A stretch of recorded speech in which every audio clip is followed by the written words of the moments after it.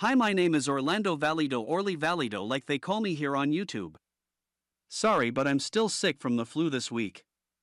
I have to do my biographies with my voiceover program. And no, it is not an AI program, it's just a voiceover program. Every pictures and video was picked by me. So until I get better, I have to do this biographies with my voiceover. Tonight we will be talking about the Argentine ant. The Argentine ant, Linopathema humul, formerly Iridomyrmex humilis, is an ant native to northern Argentina, Uruguay, Paraguay, Bolivia, and southern Brazil. This invasive species was inadvertently introduced by humans on a global scale, 2, 3, 4, and has become established in many Mediterranean climate areas, including South Africa, New Zealand, Japan, Easter Island, Australia, the Azores, Europe, Hawaii, and the continental United States. Argentine ants are significant pests within agricultural and urban settings, 18, 19, 20, and are documented to cause substantial harm to communities of native arthropods, vertebrates, and plants within their invaded range. The Argentine ant, Linopathema humul, formerly Iridomyrmex humilis, is an ant native to northern Argentina, Uruguay, Paraguay, Bolivia, and southern Brazil. This invasive species was inadvertently introduced by humans on a global scale, and has become established in many Mediterranean climate areas, including South Africa, New Zealand, Japan, Easter Island, Australia, the Azores, Europe, Hawaii, and the continental United States. Argentine ants are significant pests within agricultural and urban setting and are documented to cause substantial harm to communities of native arthropods, vertebrates, and plants within their invaded range. Austrian entomologist Gustav L. Mayer identified the first specimens of Hypoclinia humilis in the vicinity of Buenos Aires, Argentina in 1866. This species was shortly transferred to the genus Iridomyrmex, and finally to Linopathema in the early 1990s. Distribution. The native range of Argentine ants is limited to riparian habitats in the lowland areas of the Parana River drainage, 5-8, which stretches across northern Argentina, Uruguay, Paraguay, and southern Brazil. Within South America, this species has spread into parts of Chile, Colombia, Ecuador, and Peru. Linopathema humul thrives in Mediterranean climates, and over the past century it has spread to across the globe by human-mediated transport. The species has become established to every continent except Antarctica and includes many oceanic islands. Global megacolony. The absence of aggression within Argentine ant colonies was first reported in 1913 by Newell and Barber, who noted, "There is no apparent antagonism between separate colonies of its own kind." 37. Later studies showed that these supercolonies extend across hundreds or thousands of kilometers in different parts of the introduced range, first reported in California in 2000, 35, then in Europe in 2002, 38, Japan in 2009, 39, pp 143 to 147, and Australia in 2010, 13. Several subsequent studies used genetic, behavioral, and chemical analyses to show that introduced supercolonies on separate continents actually represent a single global supercolony. The researchers stated that the enormous extent of this population is paralleled only by human society, and had probably been spread and maintained by human travel. Behavior. Argentine ants on a dead horsefly. They have been extraordinarily successful, in part, because different nests of the introduced Argentine ants seldom attack or compete with each other, unlike most other species of ant. In their introduced range, their genetic makeup is so uniform that individuals from one nest can mingle in a neighboring nest without being attacked. Thus, in most of their introduced range, they form supercolonies. The Very Large Colony, which covers territory from San Diego to beyond San Francisco, may have a population of nearly 1 trillion individuals. Conflict does occur between members of different supercolonies. In 1997, UC San Diego researchers observed fighting between different Argentine ants kept in lab, and in 2004 scientists began to map out the boundaries of the different supercolonies that clashed in San Diego. On the border of the Very Large Colony and the Lake Hodges colony, 30 million ants die each year, on a battlefront that covers many miles. While the battles of other ant species generally constitute colony raids lasting a few hours, or skirmishes that occur periodically for a few weeks, Argentine ants clash ceaselessly. The borders of their territory are a site of constant violence, and battles can be fought on top of hundreds of dead ants. Fights may be halted by adverse weather such as rain. In contrast, native populations are genetically more diverse and form colonies that are much smaller than the super colonies that dominate the introduced range. Colonies living in close proximity are territorial and aggressive toward one another. Argentine ants in their native South America also coexist with many other species of ants, and do not attain the high population densities that characterize introduced populations.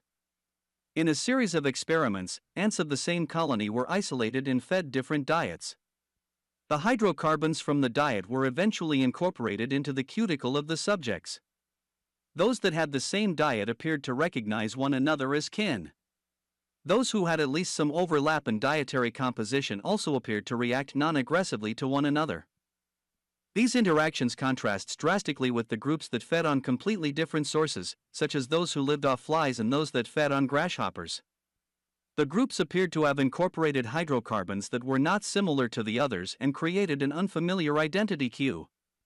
These groups reacted violently towards each other. This suggests that dietary factors affect the recognition cues for colony members. Reproduction and seasonal colony trends. Relative biomass, in percent, of workers to colony, calculated from a monthly sampling of 1,000 random colony inhabitants over 1 year. Like workers in many other ant species, Argentine ant workers are unable to lay reproductive eggs but can direct the development of eggs in reproductive females. The production of males appears to be controlled by the amount of food available to the larvae. 45. Argentine ant colonies almost invariably have many reproductive queens, as many as 8 for every 1,000 workers. The seasonal low occurs in midwinter, when 90% of a representative colony consists of workers and the remainder of queens, and no reproductive activity and minimal birthing. Eggs are produced in late winter, nearly all of which hatch into sexual forms by May. Mating occurs after the females emerge. Worker production increases steadily from mid-March to October, after which their numbers are not replenished. Thus, their numbers drop steadily over the winter months. Note that the information regarding the months May, March, and October in this paragraph, as well as the entire month axis in the graph, are not worldwide correct, in particular in Southern Hemisphere, due to the shift of 6 months in seasons between the two hemispheres. Impact. The ants are ranked among the world's 100 worst invasive animal species. In its introduced range, the Argentine ant often displaces most or all native ants and can threaten native invertebrates and even small vertebrates that are not accustomed to defending against the aggressive ants. This can, in turn, imperil other species in the ecosystem, such as native plants that depend on native ants for seed dispersal, or lizards that depend on native ants or invertebrates for food. For example, the recent severe decline in coastal horned lizards in Southern California is closely tied to Argentine ants displacing native ant species on which the lizards feed. 26. In South Africa, the Argentine ant has in some cases displaced native ants that disperse the seeds of fynbos plants like Mimtes cucullatus. The Argentine ants don't take the seeds underground and are left on the surface, resulting in ungerminated plants and the dwindling of fynbos seed reserves after felt fires. Argentine ants sometimes tend aphid, mealybug, and scale insect colonies, sometimes relocating the parasites to unaffected plants, and their protection of these plant pests from predators and parasitoids can cause problems in agricultural areas. In return for this protection, the ants benefit by feeding off honeydew. There is also evidence that the presence of Argentine ant may decrease the number of pollinators that visit natural flowering plants via predation on the larvae of the pollinators. Pest control. Argentine ants accessing a commercial bait station commonly available in the United States. Argentine ants are a common household pest, often entering structures in search of food or water, particularly during dry or hot weather, or to escape flooded nests during periods of heavy rainfall. When they invade a kitchen, it is not uncommon to see 2 or 3 queens foraging along with the workers. Borate sucrose water baits are toxic to Argentine ants when the bait is 25% water, with 0.5 to 1% boric acid or borate salts. 52-53. In spring, during a colony's growth phase, protein-based baits may be more effective due to much higher demand from the egg-laying queens. Due to their nesting behavior and presence of numerous queens in each colony, it is generally impractical to spray Argentine ants with pesticides or to use boiling water as with mound-building ants. Spraying with pesticides has occasionally stimulated increased egg-laying by the queens, compounding the problem.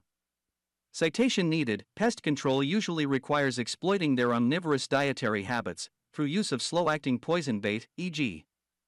fipronil, hydromethylnon, sulfluramide, which will be carried back to the nest by the workers, eventually killing all the individuals, including the queens. Research.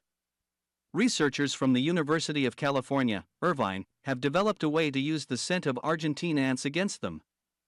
55. The exoskeletons of the ants are covered with a hydrocarbon-laced secretion. They made a compound that is different, but similar, to the one that coats the ants. If the chemical is applied to an ant, the other members of the colony will kill it. 56. Another approach for a large-scale control of the Argentine ant has been proposed by researchers from Japan, who showed that it is possible to disrupt its trails with synthetic pheromones. This has been confirmed in various later trials by a New Zealand-led team in Hawaii, 58, and by researchers from Victoria University of Wellington who showed that this approach is beneficial for other local ant species. A multi-agency study at the environmentally sensitive California Channel Islands in the mid-2010s eliminated the Argentine ant to subdetectable levels. The ant was introduced to the islands in the early to mid-1900s. Due to strict biosecurity measures, the risk of reinvasion was low and allowed for a controlled study. 4 km2, 2% of the island area, was treated with liquid bait pellets similar to off-the-shelf products, dispersed by helicopter. Cost of treatment ranged from $50,000 to $200,000 USD, 2015, per km2 including the cost of subsequent monitoring, and may serve as an initial guideline for other areas. Until here the biography of the Argentine ant. I will play a small video at the end of this video. Like always, I would like to ask you to pray for yourself, your family, and for your neighborhoods. That there is no more pandemics or wars. Pray in the morning, midday, mid-afternoon, and before you go to sleep.